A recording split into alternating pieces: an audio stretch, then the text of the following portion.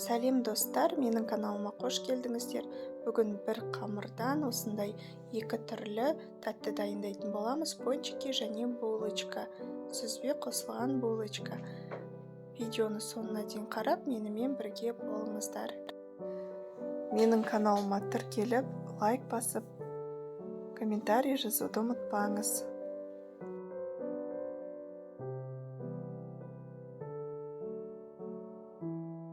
Ең алдымен бізге керекті өнімдерімізді дайындап аламыз. Ыдысымызға жылы сүтімізді және қантымызды салып жақсылап араластырып, үстіне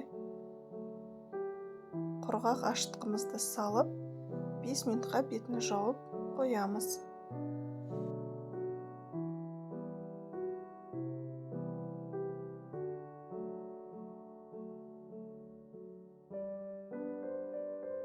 Мінекей біздің ашытқымыз көпіршіп дайын болды. Енді ерітілген сары майымызды және бір жұмыртқамызды қосып араластырып, алдын ала елегіштен өткізген ұнымызды салып, жұмсақ етіп қамырымызды илейміз.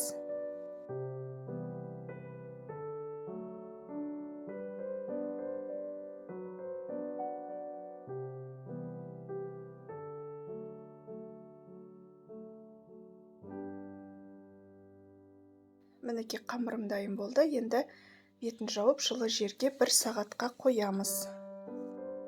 Арада 1 сағат өтті. Мінекей менің қамырым ашып дайын болды. Қолымызды жақсылап майлап аламыз. Енді қамырымызды аламыз.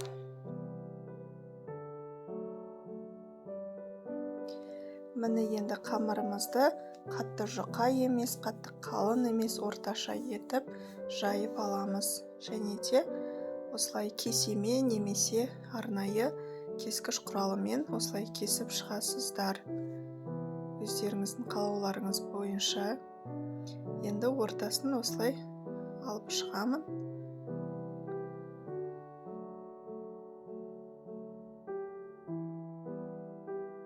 Дайын болған пончиктарымызды осылай қойып қоямыз. 10-15 минутқа тағы көтерілгенше.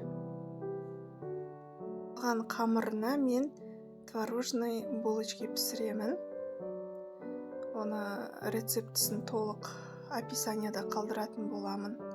Және де қызып тұрған майымызға осылай жақсылап қызартып, пончиктарымыздың екі жағынан пісіріп аламыз.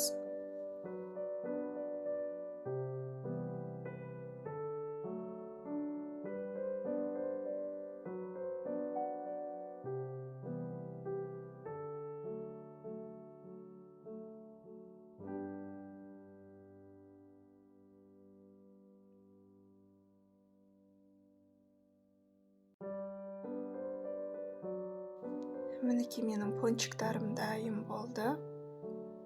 Ендігі кезекте бетіне сәндік ретінде әсемдеп себу үшін осы Қазақстан шоколадын қайнаған суда ерітіп аламын.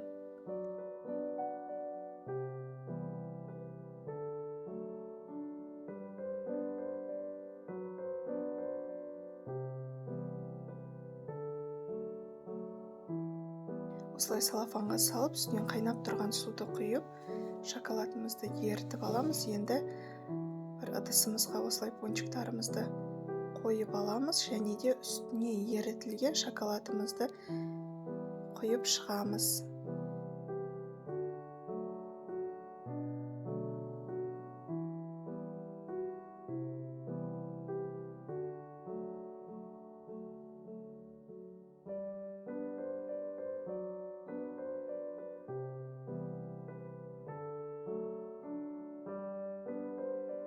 Бетіне сәндік ретінде осындай сеуіп шықтым.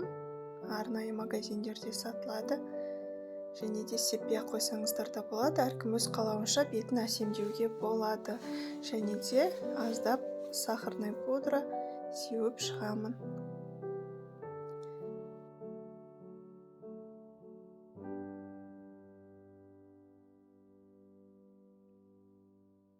Мінекей менің бүгінгі пончигім және булочкам дайын болды. Бір жасағаннан өте керемет болып шығады. Жасап көруге кеңес беремін. Астарыңыз дәмді болсын.